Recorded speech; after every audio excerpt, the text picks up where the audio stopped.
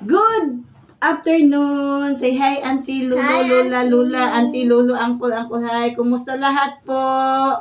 Kumusta kayo? Ito, nabibisi-bisihan si Mami. Kasi, na-aksidente si Daddy at saka si Sofia. Spooky, spooky, spooky. Forky, forky, forky. Spooky, spooky, spooky. Forky, forky, forky. Yan. Every time. Bago na naman yung spooky-spooky, guys. Ito, guys, kaya nabisi ako, guys, kasi na-accident kasi si Sofia, kaya ito, nagsemento. Kanina, pumunta kami sa doktor, kasi yung scooty, yung pag-uwi niya dito sa bahay, dito na malapit unahan sa tindahan. Kasi parang na ganun ba, ganun yung asawa ko, tapos may bumangga. Sabi pa ni Sofia na very slow daw tapos may pipip kasi yung asawa ko talagang slow talaga yan siya mag-drive. Tapos may bata, siguro mga 19 years old tapos nakainom pa, guys. Tapos ayun, diniretso niya. Buti na lang, thanks God talaga. Ang lang, kunti lang talaga na extrehan na namin. Kunti lang talaga. Tapos sabi ng doktor, kailangan talaga natin ng cement para kasi bata kasi ang likot, lumakad, ganun. Kaya yun, plaster talaga siya for 2 weeks. Thanks God lang talaga, yun lang talaga ang praise ko. Diyos ko, yung nalaman ko na accident sila, tumawag asawa ko, tapos thanks God kasi malapit lang dito lang din sa neighbor lang din namin, tumakbo ako doon. Buti na wala talaga. Tapos pagdating ko doon may pulis, tapos may marami ng marites, ang daming tao, tapos si Sofia, nasa si Sofia, nasa scooty nasa taas siya nakaupo. Brave lang talaga si Sofia, guys, kasi hindi umiiyak. Tapos pag hinahag ko siya, kasi tinawag ako, nasa bahay ako, tapos tinawag ako ng asawa ko, hindi ka dito, banda sa may tindahan, kasi na-aksidente kami, slight. Tapos sabi ko, hinanap ko agad-agad, nasaan si Sofia? Ganun ako, nasya ako, sabi ko, nasaan si Sofia? Where's Sofia? Tapos sabi yun, nakita ko Sofia, nakaupo doon. Hindi siya umiyak, very brave siya. Tapos ang daming marites sa dumating. Tapos may 2 pulis. Tapos sabi ko, oy, how are you, baby? How are you? Where's the pain? You have a bubo? Kasi yung sa kanya, yung masakit, bubo ang tawag namin since day 1. You have a bubo? Where's your bubo? Tapos niya-check ko lahat. Chinecheck ko lahat ng katawan. Where's a bubo? Like, hinubaran ko siya, ganun. Hinubaran ko siya. Sabi niya, no, mommy, no paining. Where is it the paining? Tapos sabi niya, here, my foot only, mommy, very small. Sabi pa niya, very small, mommy.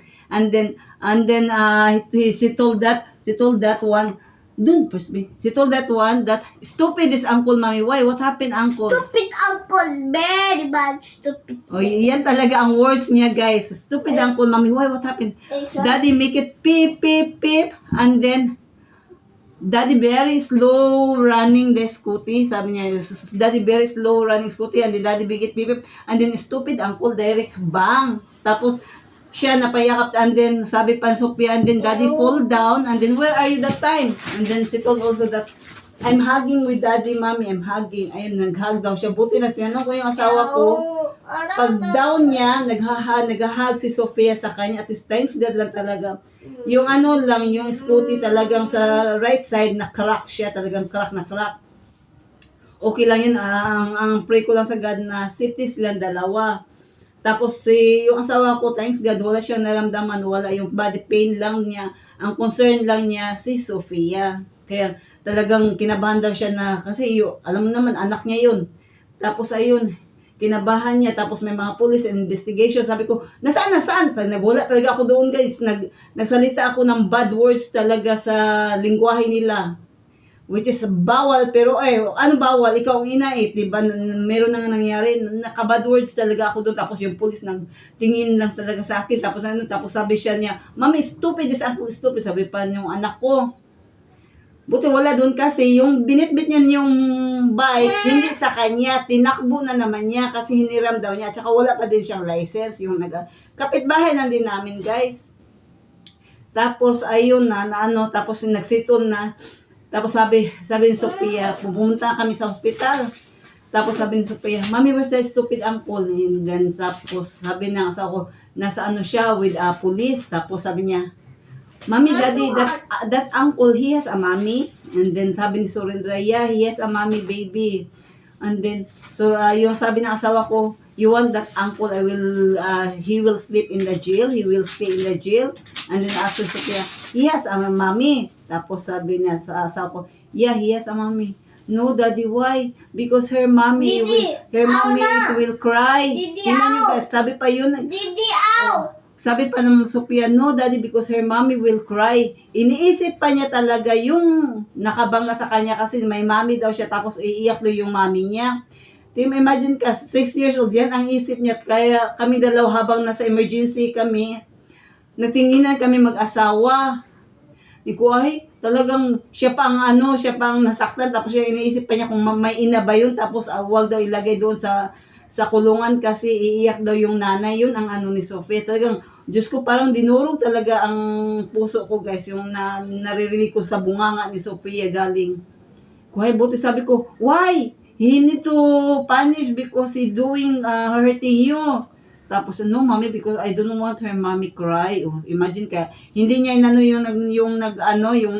yung mommy talaga niya. At least, thanks God. Thank you, Lord. Lahat, God. Senior sa tuloy, lahat, everything, God. Thank you so much. Kasi, kunti lang talaga, slight lang tayo talaga. So far, so good naman si Sophia, guys. Wala siyang, cream lang ang nilagay. Tapos, after 2 weeks, siguro after sa Christmas, ipatanggal na namin. Kasi, at least man lang hindi maabutan ng New Year. Kasi, alam naman sa atin, pamahiin. At least, before sa New Year, matatanggal na to yung plaster niya. Maano lang talaga siya, guys. Super, wala naman siyang daw. Sabi ko sa kanya na, may na-feel ka bang pain or whatever? Sabi niya, wala din naman. Ay, ito. May x-ray nga doon eh. Super, thanks God na okay naman. Kunti lang talaga. Tell auntie, uncle, lolo na. It's okay, I'm okay. Sophia is strong, tell. Okay. Kaya nandito kami sa kabilang kwarto kasi hinayaan ko na lang siya na maglaro. Tapos bukas school siya kasi inaaway talaga niya kami guys. Gusto niya talaga mag-school which is sabi ng doktor not allow. Tapos mag-aaway talaga siya kaya kailangan, kanina kinausap ko na yung teacher, kailangan siyang bantayan. Yun ang pag-toilet niya. Tsaka bawal siya magtayo-tayo. Magtayo man siya, yung kukunin bawal pa talaga to. Kaya sabi ng teacher, don't worry madam, we will handle it. Kasi umiiyak talaga si Sophia guys, ayaw talaga mag-absent, wala kami magagawa talaga.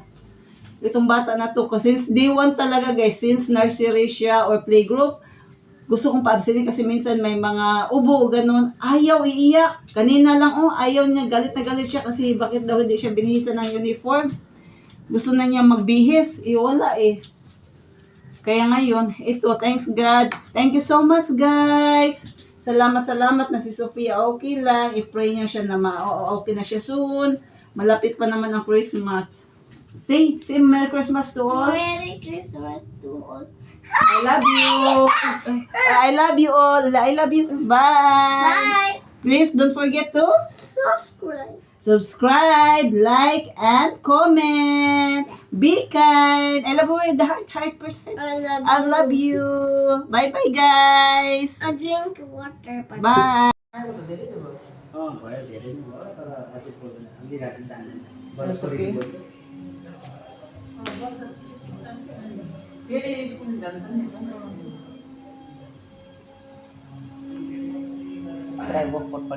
Si tato lang ako, wala tato ako nito. Kailangan mo naman tato lang ako ito, bakit ako tingin. Guys, ngayon ko lang to tatanggalin. Diyos ko, ayaw kasi ipatanggal ni Sophia. Anong pitsa na? 17, tapos December ni Sophia. Anong tawag dito? December 1. Kaya kailangan ko natatanggalin. Saglit lang ito tumatawag ang aking kapatid. Sagutin muna natin siya para at least tumawag. Ha? Mira kajutsa, nag-video sa ako kajutsa.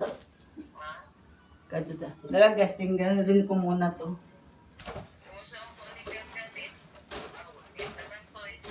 Nyara, nyara.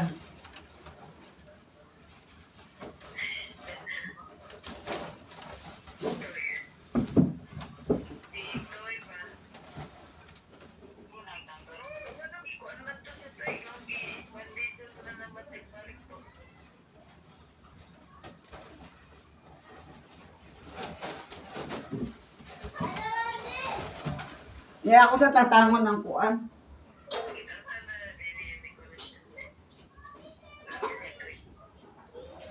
Mag-Merry Christmas, Christmas! Walay Christmas!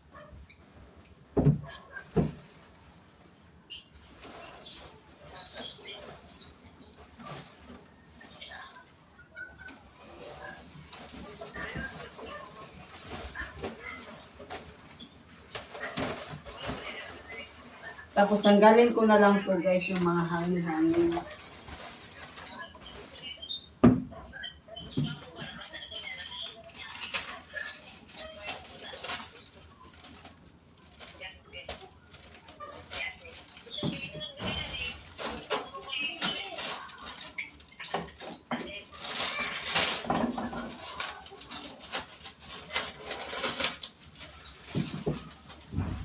Ay nako, maano siya.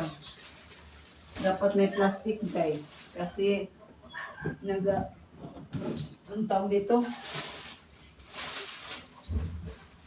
Anong tawag dito? Hindi ko alam kung ano.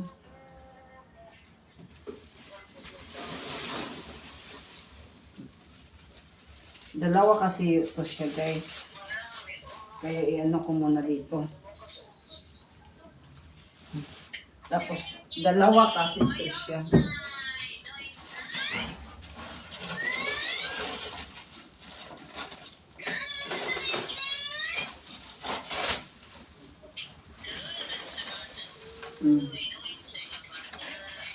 Tanggal na ang aking ano. Hindi ko sana tatanggalin. Baka ibalik ko to guys. Kasi lagyan ko to ng mga yung candy pang Christmas.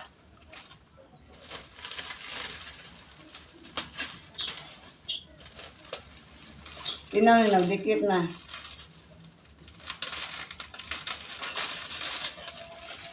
Ay nako, wala stick, nagdikit-dikit na siya guys. What shall I do? What shall I do?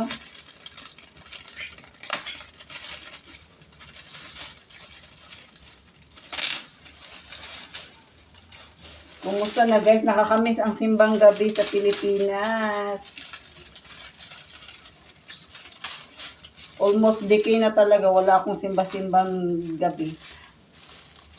Ang ginawa ko na lang every Sunday, nag-play ako ng yung mass. Kasi ang sarap kaya pakinggan kapag may mga mass guys. Kasi meron din dito naman Catholic, pero hindi ko naman alam yung yung salita nila guys, salita, yun ang kasi si Sophie nasa kabilang kwarto. Tanggalin ko lang to yung ear niya ba, para at least maano siya. It means kailangan ko na naman yung straw para nung magtanggal. Ano ba naman to? Ayun na. Merry Christmas. Hindi ko alam, sabit-sabitan ko ba yan siguro dyan. Mga candy lang siguro. Kasi sabi ni Sophia, ito na siguro, may look bag ba? Yung mga ganito, either yung isa ibalik ko doon, tapos magsabit-sabit na lang ako para at least sa 25, meron siyang kukunin na mga lagyan ko lang ng isang biscuit or kahit para at least ma-feel ni Sophia na may Christmas din. Kasi sa labas, nilagyan ko ng light, tapos dito sa loob wala. Bye for now guys. Salamat. And then Merry Christmas in advance. Thank you so much for watching all my videos. Be kind. I love you. Thank you so much.